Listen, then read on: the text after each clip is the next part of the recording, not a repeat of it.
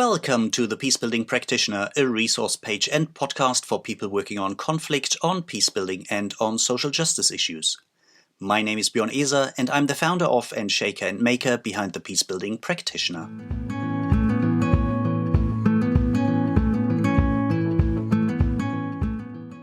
Welcome back to Season 3 of the Peacebuilding Practitioners podcast. Season 3 is all about digital peacebuilding, this highly complex, tremendously exciting, often messy and quickly developing intersection where emerging technologies and the digital world on the one hand and conflict transformation, peacebuilding, human rights and social justice work on the other hand meet.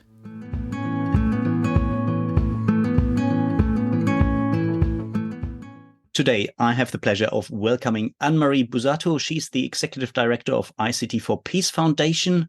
By training, you're a lawyer, and I think you have 20 plus years of experience, especially around humanitarian law, and you have an in-depth understanding of emerging challenges to human rights, international human rights law and security policy on the one hand, and the cyber domain and emerging technologies on the other hand. That is exactly what we need today. So welcome, Anne-Marie. It's great having you on the show. Thank you so much, Bjorn. It's great being here today. Yeah, great. I mean, I gave this little introduction and I had the pleasure of meeting you about half a year ago and we had in-depth discussions about plenty of coffee. But maybe can you, just before we get started, say a few more words about yourself, your background and your current position and role in ICT4Peace, and then we take it from there. Sure. So, as you mentioned, my background is in international law, specifically international humanitarian law and human rights law.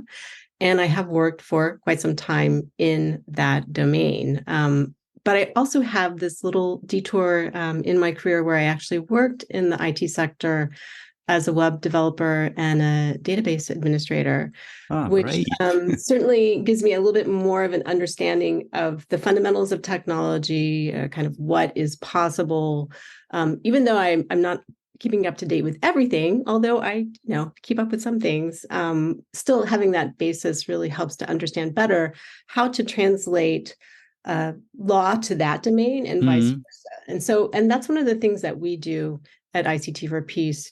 We really try to make that translation between new technologies, emerging technologies, the opportunities and benefits, as well as the challenges, and how they translate to law, to policymakers, to that side, multilateral discussions. So it's really in that area, that kind of sweet spot between technology and policy and law, that we act, and we work with a view to really promoting both a safe and secure cyberspace, as well as the peaceful use of new technologies. So in a nutshell, that's what we're doing.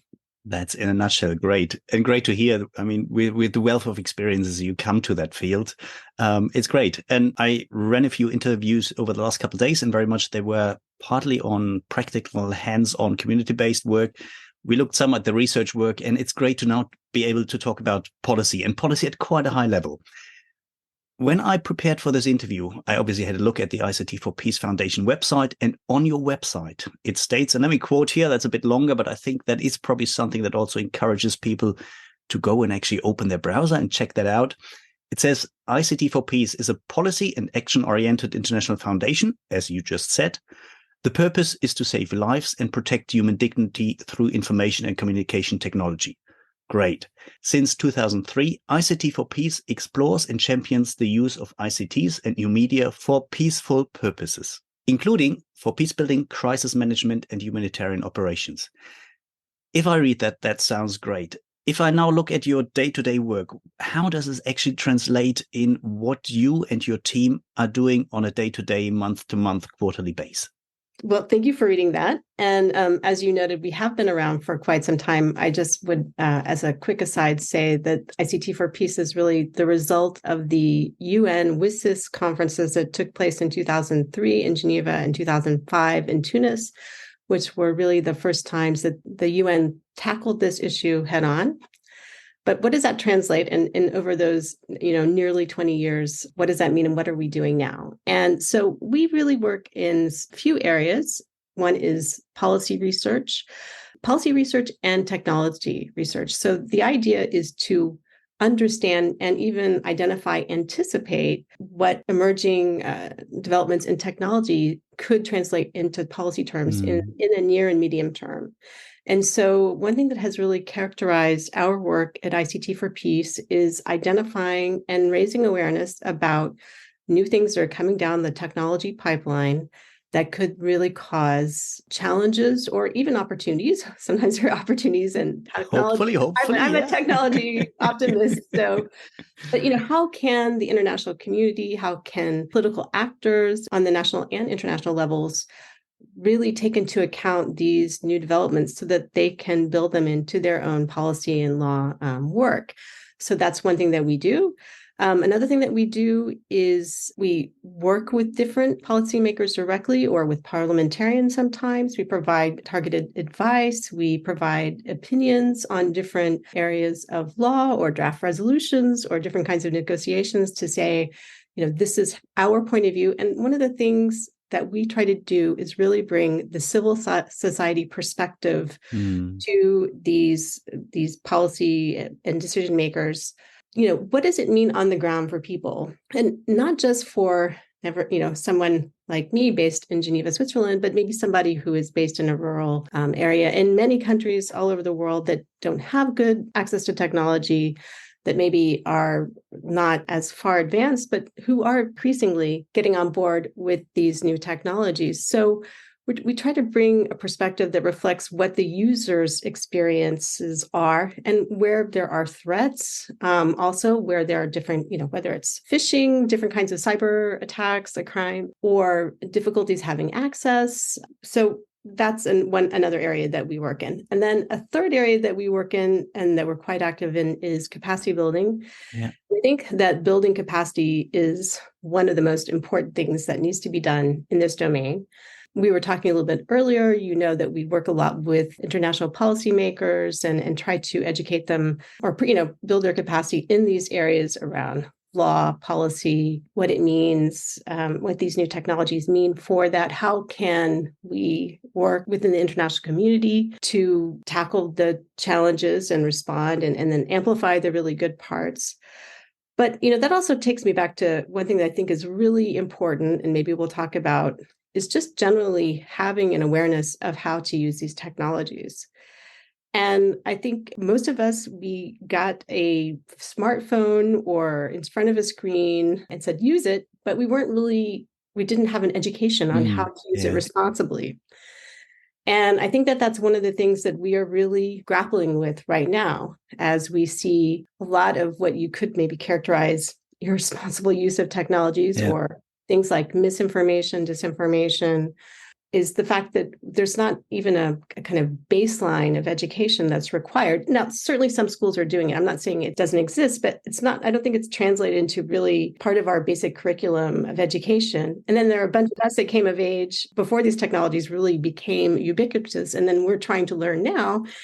And so I think that that's one of the big challenges that we have, all of us as users, because in some ways we are also the biggest vulnerabilities in these technologies. We are a vector that for different types of attacks. So many points that resonate with me right away. Having certain skills and having that inbuilt into our curricula at school from an early age. And I think, yes, there are individual teachers who really do a great job, but it normally rests the responsibility or the joy about addressing these issues normally rests with individuals, but it's not institutionalized. And another thing, I recently spoke with a parliamentarian here from the Green Party who's very much into data protection and AI and also the potential, but also the threats and what does it mean in legal terms.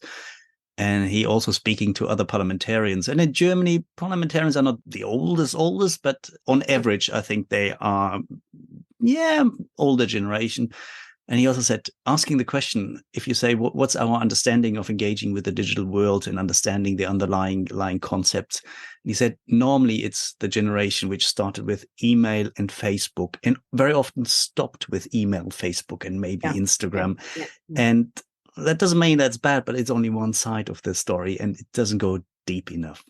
And in terms of media literacy, obviously understanding the producer side, what are the algorithms behind it? What are the chances? What are the risks? But also responsible use kind of on the consumer side. And I think there's plenty of room for improvement, so to speak. Indeed.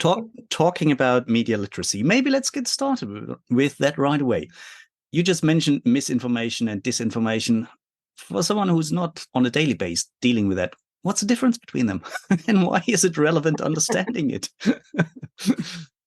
Well, there's a very basic difference between misinformation and disinformation. Both of them are kinds of information that could mislead or, provoke a strong reaction, which there tend to be false information or information that's used in a way to deceive.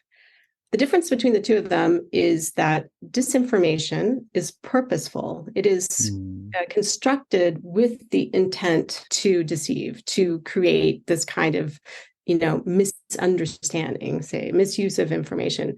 Whereas misinformation is usually the unconscious sharing or not, sharing it without a particular intent to deceive, just that you haven't verified it, perhaps. You're just sharing it because you think it sounds right or you like it. You really believe that it's true, but you probably haven't done the kind of research to check whether that information is correct. So, but that's where you see a lot of information going viral. So this information will be typically the initial kind of information that's put out on, say, different social media platforms with this intent to deceive. And then misinformation is that when people say, oh, I share, I forward, and then it goes, much more quickly, viral, as they say. Yeah. If we look back at recent years, obviously this whole thing, misinformation, disinformation, has played a huge role in some of the very violent conflicts we see at the moment, we've seen in the last couple of years. If you look at your work, have you dived deeper into how is the relationship and how does it influence the dynamics between misinformation and disinformation on the one hand, and on policy work and how to counter it from state as well as non-state civil society actors on the other hand? And if you looked at it, are there any insights which are worth sharing, which we should know? It's a very complex, obviously, topic, and we have looked at it in some depth. Just to say, first of all, and we have found in our research and also have done capacity building in this area, identified different kinds of this, let's say, you could say this, some people call this information disorder, this wrongful information has, for example, exacerbated division within societies, has escalated violence and conflicts. Maybe there's a strong reaction, people fleeing or attacking, or in any case, because of information that they get online. So it absolutely has a strong impact on conflict dynamics. Now, how to counter it? Unfortunately, this is a much more complicated process. It's not just something that you can do, like with a silver bullet. There are some, I would say, relatively straightforward ways that have been used with some success. And this is sometimes if you get a personality who has influence in a particular community or region to really step up and say, this is not correct, or, this is the correct information, don't, calm down, that was something that wasn't true that was spread. There also has been some work done by organizations such as Fondation Hirondelle, which is based in Lausanne, and they really work with radio stations. So radio stations in sub-Saharan Africa, which have been traditionally the way that people got news in their communities. But now increasingly, we're seeing, smartphones and a younger generation starting to take a lot of that space. So what is the relationship with that? And how can, for example, something that starts to go viral on social media be something that then can be responded to by traditional media? And they've done some very interesting work on that. So it's, a way of trying to use what has been traditionally trusted media to respond to or counteract something that may be going viral on a social media platform. But it also just boils down to education, as we were saying, and being, first of all, smart consumers of information, having a reflex to check information, even if it sounds like you're sure it's true, but maybe it sounds a little bit too good to be true, or it's a little bit, and to have that reflex and go, well, wait a minute, let me just look maybe at a trusted newspaper with a good reputation, or to try to find out, like, if it's written by somebody, does that person really exist? There's the basic things that you can do very quickly to check the veracity of a certain posting. And then more generally, to have those kind of skills to be able to respond to the information. And then it goes down to, if you have divisions in a society, this can go to many more fundamental societal economic elements that are more complicated to address, and something that policymakers then need to look at. So this is a little when we try to put the feedback to them, saying, one of the reasons that, for example, this post took root and went viral in the society is because of these conditions that need to be responded to. But, then that's a much longer and bigger process. But there are things that, as I was saying, this kind of first, that reflex to check the information, to have a little bit of skepticism when you're reading things, to not just believe it, forward it without taking a minute or two to double check and say, is this really true? Yeah. And I think it's great to hear partly your semi-optimism around that. You say there are ways, and it's partly, again, human-centered, where it's about the trust, how trustworthy is someone, can someone of authority in terms of respect and trust in the wider population, just can speak out. And I think I can follow you, and I want to follow you when I look at kind of, partly the traditional media, but also kind of now modern media where it's text-based, where you have an idea, you read it, you commit to devoting your time to it, and you probably then also engage hopefully your thinking capacity to say, is that possible? Should I check it? Does it sound too good? And especially before I share it. Yes. If I now look at recent developments around AI, if I look at something where it's not, okay, even if we have a troll factory, we have hundreds of people employed to share fake information, misinformation, it still depends on human capacity. If I now upscale that with AI and maybe move away from text-based to more picture, something where I don't commit to it, but I see it while scrolling through something, while flipping through YouTube or something else, and where probably the checking is much harder or much more time intensive, much more tech savvy intensive, and where probably the amount is much higher, where I think some of the pictures might come out where I say, okay, if I see Angela Merkel with a bikini and a cigar holding hands with Orban on the beach, I probably see, that looks funny maybe, but that's probably fake, but it can be much more subtle. And where I think, okay, there I must say, really, I'm a bit scared of that development. At the same time, okay, if I'm scared or not, it doesn't really matter. That's what's going to happen. That's where AI is probably going, and the technical capacities are there, and the development is quick. So is there anything where you see, okay, what does it mean for your work? You said we try to anticipate development and then react to it in a not too gloomy way.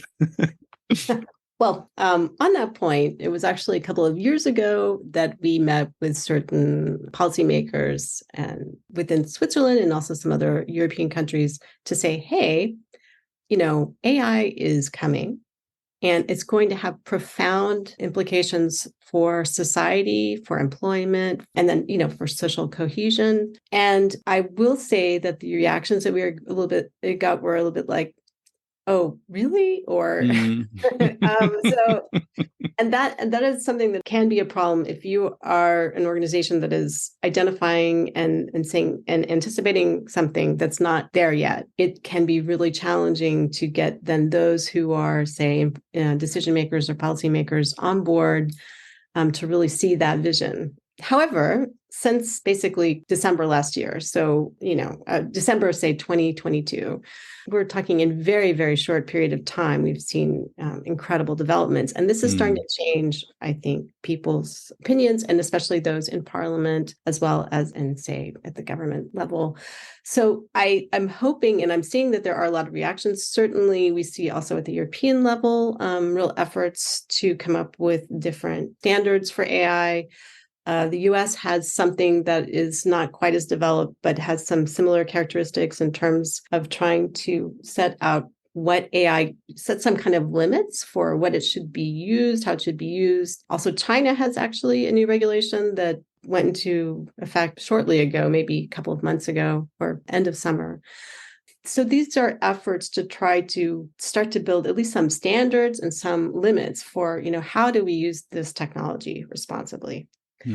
But the evolution is just so fast. And even since, the first ChatGPT came out at the end of 2022, the advances in that have been exponential. I mean, Yeah, really, yeah. the abilities of it to generate text, to create images that are, I mean, amazing, I have to say. And I like Yeah, to, yeah. I love to play with this stuff, but also, of course, this raises red flags for how this could be used irresponsibly, let's say, or, Yeah. for disinformation, misinformation. So again, I think it does boil down to some very basic things of us also as being consumers of information, having that kind of skepticism and having that reflex to not just take something hook, line, and sinker. And when we first see it, to really have a reflex and say that may not be true, or that may really be an exaggeration, or that may be really distorting the facts. So I will say this to any parliamentarians out there or policymakers: this needs to be part of our education curricula, really from the early ages, but even for us older folks, it's something that I think, just being a responsible user of these technologies, that we should just have some basic, they call it often cyber hygiene, which is not a very sexy term, but I agree. have some basic cyber, reflexes. I mean, maybe cyber reflexes is the right one, because so that we are not making it much worse. And we users do often make it much worse. So Yeah. we could be better users and consumers of this amazing technology, which has also so much potential to really, help us and solve problems and make some of the work that we do much more effective. The new aspects of scalability, speed, and very often low investment in terms of, the distribution doesn't cost extra, so to speak. Right. And I think there's huge potential, as you said, for good, but there's also huge potential for harm. Probably now, from having started with kind of this, some of the very basics, with the blurring line between, let's say, the kinetic world and the online world, and with the blurring lines between combatants and non-combatants, and we look at the war in Israel, Palestine at the moment, in Ukraine, in other places all around, which get less media attention. What do these developments mean in terms of safety and security for civilians in armed conflict? And how do we make sure that some of the upcoming threats, by also civilians being more and more engaged in verifying atrocities, documenting war crimes, by civilian platforms being used for documenting movement of armed troops, of combatants? What does it mean to someone like you, who has 20 plus years in the humanitarian law background and the protection of civilian close to your heart? Well, it makes it a lot more complicated. Really? Anne-Marie. So I know that's really revelatory. But to start off on very basics, international humanitarian law, which is the law of armed conflict, it's based on a fundamental distinction between those that are participating in hostilities and those aren't. And traditionally, though, persons participating in hostilities would be combatants. They would be members of the state's military armed forces.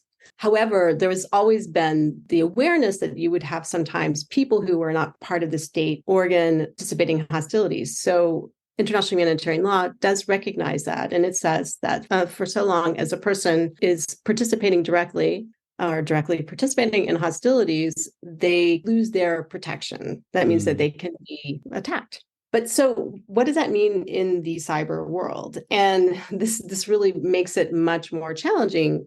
Those laws obviously were developed during a time when war was on the ground primarily, and people were just physically firing on each other or defending things. And so we have laws that were very much designed for kinetic warfare with people that were in proximity with each other. I mean, now you can have somebody that is across the globe firing, operating a drone and firing and literally and still participating in hostilities. So what does that mean? And what does that mean on that person's protection? We also have misinformation, disinformation that can communicate erroneous things about the battlefield, that can try to fake something or confuse the situation. This can be interpreted under certain provisions of international humanitarian law. And then you also have people who they're not part of the military, but they're sending back pictures of enemy, vehicles that are coming into their area and sending them back to their government, saying, hey, they're over here, or, communicating in that way. And so what does that mean? And so this very much blurs the kind of distinction, the fundamental principle of the distinction between non-combatants and combatants.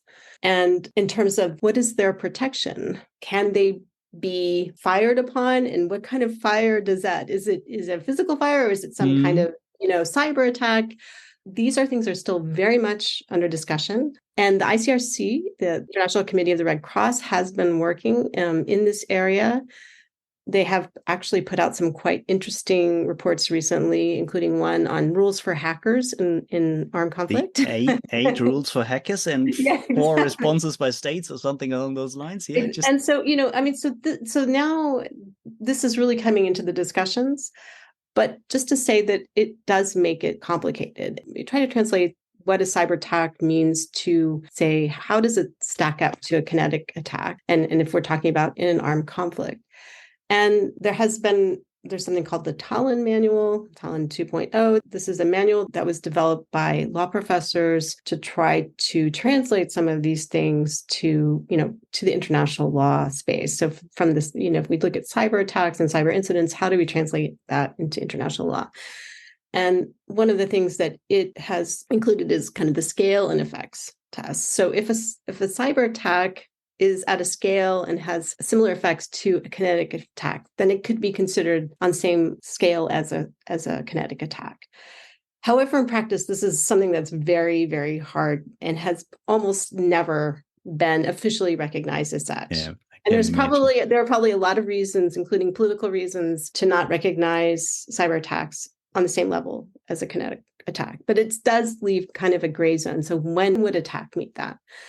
So we're in very much a transition place. And I am glad now that the ICRC is really looking at this more, because I have a fear that the protections and the frameworks that we've put in place to try to make things that are as horrible as war as humane as possible, or to protect our human rights, even in a non-conflict situation, are being blurred, are being weakened by the fact that we now have this new kind of way to attack or have incidents that's not being fully recognized by international law.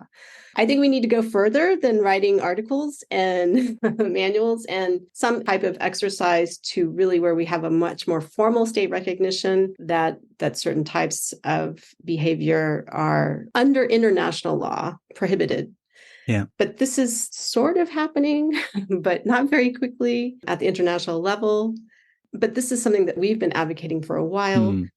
There are a couple of initiatives. One in particular that I think is interesting is the one that was led by the Swiss government and the ICRC, known as the Montreux document. It's a much longer title, but I'll call it Montreux document. And this was an exercise to just the private actors that at that point were participating much more in the context of armed conflict, so private security and military companies, to try to understand what are states' obligations in relation to these actors in the context of an armed conflict, and how would some of the existing international legal provisions, could they be translated for these actors and for what the state's responsibilities would be? And so I think this was not a treaty, but it is a document that has now been recognized by, I think, somewhere around 60 governments that say, we understand our obligations under international humanitarian law to be in line with this document. So it's a kind of formal recognition without going through a whole treaty process, which frankly would take years and probably would be politically almost impossible at this point. So having something that's a little bit more, nevertheless, structured, recognized, and endorsed by states, I think would be good. But I don't think we're there yet. And unfortunately, with the current political climate, it's quite challenging. and probably, also looking into the future, it's not that you think it's going to get much better within the next couple of years. You mentioned the ICRC a few times, and they have some great resources out also in relation to civilian protection, hybrid warfare, mixed threats. I think it was less than 2 weeks ago, there was something on protecting civilians against digital threats, something along those lines. Great podcast, really worth listening to. And you just mentioned these, an article also from the last 2 or 3 weeks, I think, or 4 weeks, on, again, I don't recall the title. I think it was 8 tips for ethical hacking and Yes, I don't have it. four recommendations states need to rein them in, or something along those lines. Yeah. Again, great reading, and I can highly recommend that. But probably moving on from that, you just mentioned state responsibilities, responsible behavior of state players and states in regards to cyber domains. And at the same time, you said, good, we have these big players. We probably have, I don't know, the USA, China, Iran, Saudi Arabia, Israel, and 1 or 2 other players, North Korea, as being probably really dominant in the sphere. At the same time, at the moment, diverging fractions where cooperation is not really likely. Just if we look at ChatGPT, within a year, exponential growth and use and potential and threats, and we know legal processes can take decades. How can you bring that together, and what would be your main demands in regards to responsible behavior of state actors? Yes. We're looking at state actors in regards to what we've been talking about. Well, to go a little bit on what we talked before, we need to approach this in a different way. We have to have, I'm not entirely sure how it is. I mean, I have some ideas, but we are now in an era where major changes in technology are happening at a rate and speed and a scale and complexity that the traditional processes, coming up with a draft treaty over how many years and then finding consensus and getting enough people on, enough. Anyway, so this is something that takes years, if not decades.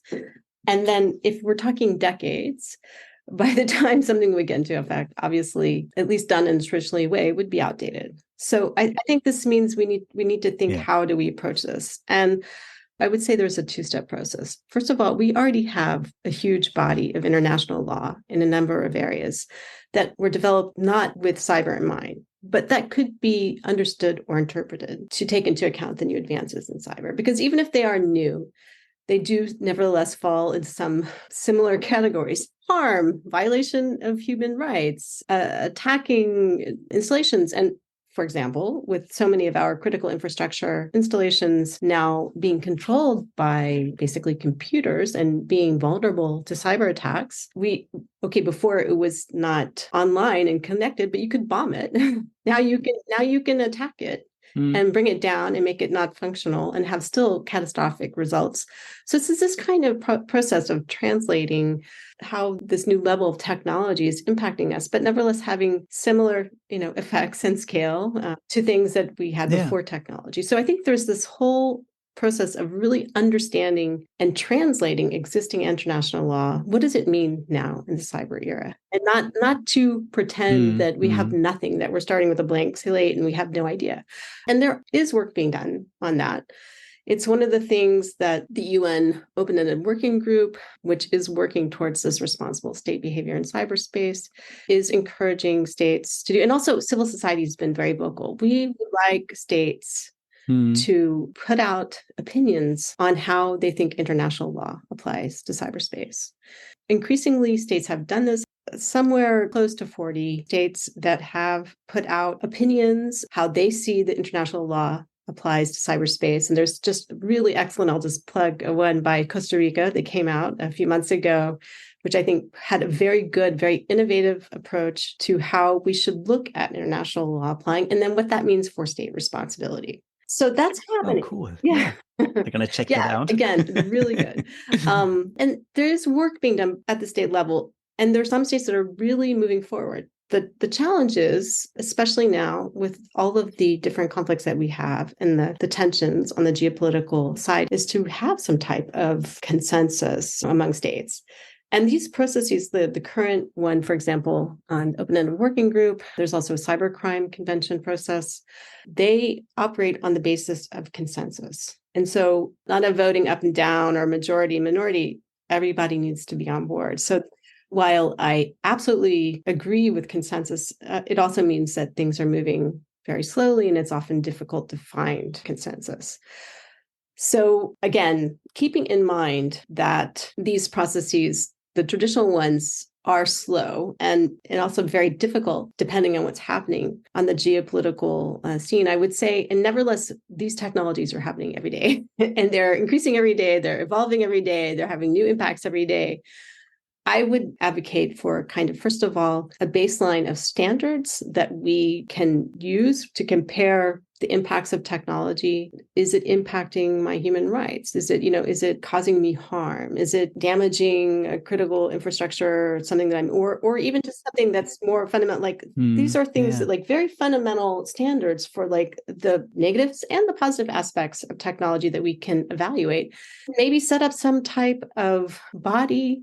There's been calls to set up a platform at the UN that would be helping to implement this kind of notion of responsible state behavior in cyberspace. And it also notes the important roles and responsibilities of non-state actors. And I mean, that's one thing that has to absolutely be kept in mind, because the non-state actors, they are the ones that are owning most of this technology in the infrastructure, including all the cables that undersea and, the satellites that we're getting our internet on, as well as developing it. So they have a kind of what we would call in international law effective control over this domain. And so they absolutely should be involved. And then also, I think very important to have academics who are researching, who are looking at this technology from a research point of view, who can also identify new developments and maybe help make us aware of the things that are coming around the corner. And then also importantly, the civil society perspective that can really bring in the viewpoint of the users, the ones that are using this every day, who are being impacted, who maybe they're being attacked, or maybe their money's been taken out of their bank, or their identity has been stolen, or there's so many things that are happening from the user point of view. And I think that needs to be kept in mind as well. So if we could have a body that had some kind of agility that could react more quickly, and including in that also very technical perspective. So one group that I think is very important to keep in mind are the CERTs and CSERTs, the Computer Emergency Response Team or Computer Security Incident Response Teams, which most states have at least one or more. And these are the guys and gals who are the first responders when you have an attack. They're the ones that will go in and say, okay, what is this attack? And try to dissect it, try to come up with a patch or a response so that it's not, threatening. And of course, this is a very, very important group as well. So if you could have a platform that really reflects those different perspectives in cyber, because all of those perspectives are important for its functioning, and then could respond more quickly when we're having cyber threats. I think we need to go that way, something more than having some type of treaty that in 30 years maybe goes into effect, and then who knows how worthwhile it is. By that time, tech will have overtaken and rewritten the treaty. I like your thinking, and I hope that all the heads of states and ambassadors to the UN who are currently listening to that podcast, and I fully assume they do, that they take that idea up. I really like it also with your idea of saying, yes, obviously it's something which is probably driven by state actors, but we need to have civil society on board. And in terms of the big companies, and yes, here we all know the obvious suspects, but also in terms of ordinary users from age groups, minorities from various places around the planet, and saying, what does it mean in people's day-to-day lives? Because as you said, opting out is not an option anymore. It's not that you actually have a choice of not being part of the digital domain to some degree or another. And even if you somehow would manage to, it would still impact your life in terms of everything that's happening around you. Anne-Marie, with an eye to my watch, it's always a real pleasure talking to you. And unfortunately, we don't have these opportunities too often. But we dwelled a lot on some of the threats, and I think it's really important, and the risks. And so, but you also put in every once in a while the opportunities, the joy, the potential. Let's probably, for the last remaining minutes, shift our focus and say, okay, if you look at your work, the tech side, you're really involved with politicians, some of the implications for violent conflict all around the world, the ones which get all the media attention and the ones which are forgotten, which are probably more simmering. What are some of the things that really make you hopeful? What are the things where you see positive potential for peace building, for conflict transformation, and the wider social justice movements? Well, I think there more and more people are coming online. The international community is becoming more and more inclusive. And this is something that we're really working towards. So that's one of the things that makes me hopeful. We can really make this cyber space the kind of community that's placed that we had. I know 20, 30 years ago when it was first coming out, there were so many of us who were hoping that this could be like the new digital commons. Can I just cut in? Because I'm also a great fan of the idea of the commons. And at the same time, at the moment, I think a really thought-provoking new book by Varoufakis, former Greek finance minister. And he also looks at this theism 20 years ago about having the internet as a new international participatory commons with egalitarian principles. And he just put a book out, which I think is called Techno-Feudalism, where he says, unfortunately, we move towards a new feudal society. And obviously, he's playing around a bit with provoking things, but there's some really good thinking in there and worth thinking about. But sorry for cutting in. That was just me on a sidetrack. Precisely because of that. How do we move out of that space? And how do we get more to some of that more optimistic, more like we're all in this together thinking, which is something that we are working towards, and we're still trying to make happen. And there's one project that we just finished the first part of, which I think also provides some room for optimism. So we worked with the Francophone organization, the OIF, Organisation Internationale de la Francophonie, to work with them to together develop some recommendations for how to implement a digital strategy that they adopted at the end of 2022. And so this is really pointing to how do we make the internet and cyberspace more open, more accessible, not just from like a technological and development point of view, but also from a linguistic and culture point of view. And, English is certainly the dominant language on the internet, but there are lots of other languages and lots of other, content and cultural traditions that could be made, say, more available or more findable. And so this is something that we are working towards to really make it inclusive so that you can go in, you can participate, you can have the resources that you're looking for, the experiences that you're wanting. It can also be, music or film or any kind of things online available in your own language, available from your own culture, bringing that to evidence.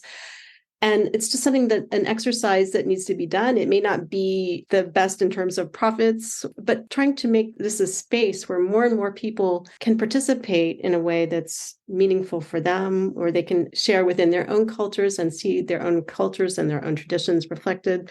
So this is one thing that gives me hope. And I also see more and more communities and sectors taking a look and going back to what we said earlier, not just saying, oh, I know I'm just using this technology without any kind of consciousness or awareness of taking into account security concerns or where this might be invasive.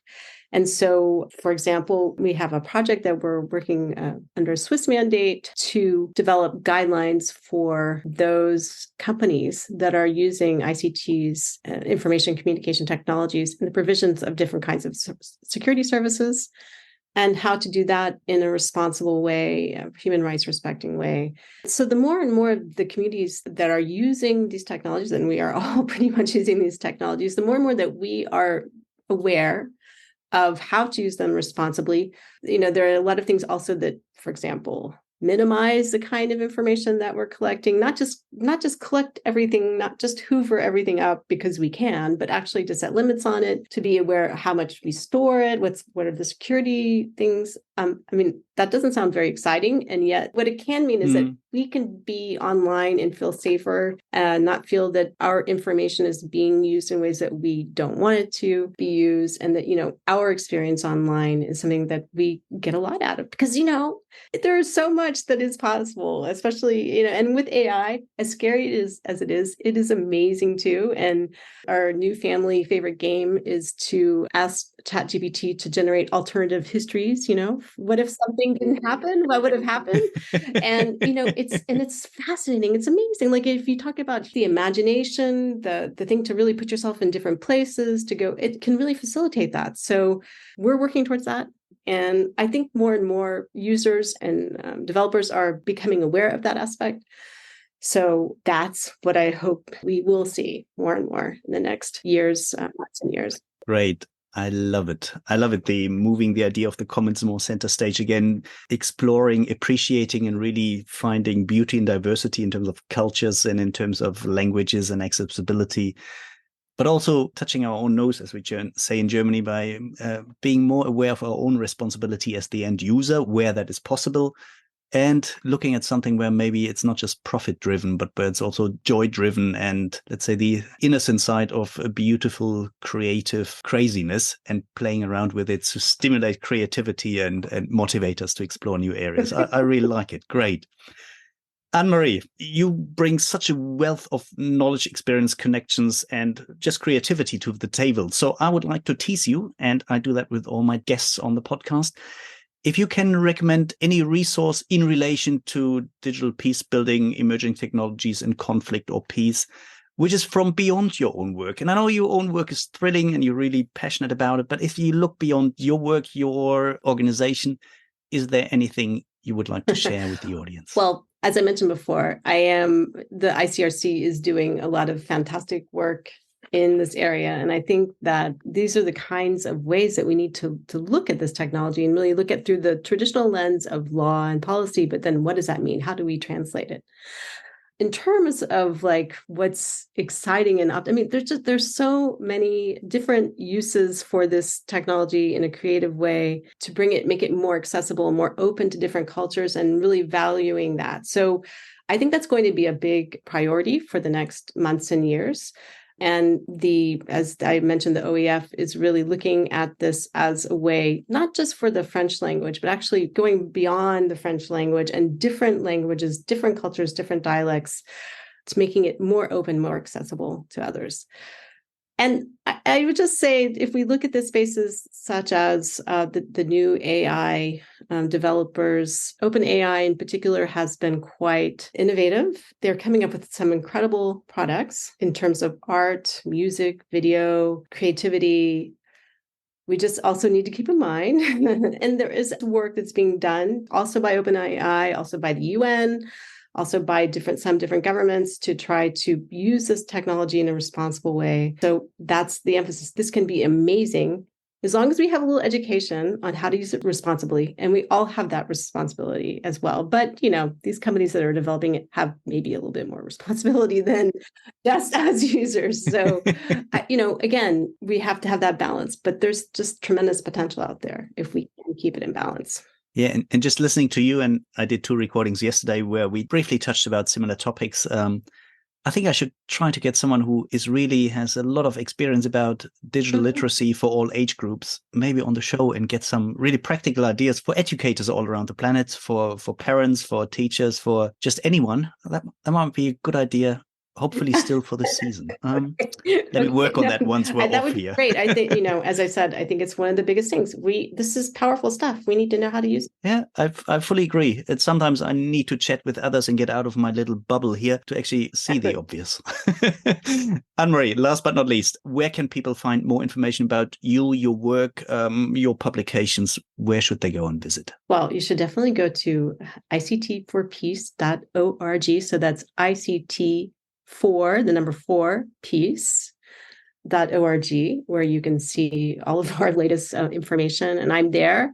Please write us an email, drop us. We have all of our contact information on the site, and I'm very much hoping to continue this conversation with you and many others. So thank you for this opportunity. Thank you so much. And I'm going to put the contact details into the show notes. So if people forgot about it again, that's where you find them. Anne-Marie, time is flying. We've already been chatting for an hour, which is a real pleasure, and I think the highlight of my day. Thank you so much. I really hope we can continue that one day, hopefully over a cup of coffee. But if that's not possible, then this online domain probably has to do. Maybe in VR. So maybe I'll see you next time in our VR, office space or something. Yeah, my downloadable coffee still is not really exciting, but okay. I'm working on it.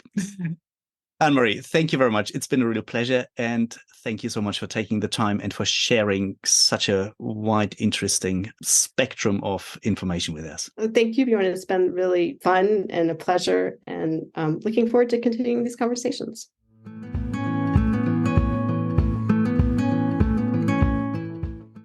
So much for today. I hope you enjoyed today's episode. Make sure you hit the subscribe button so you won't miss out on any of the future episodes.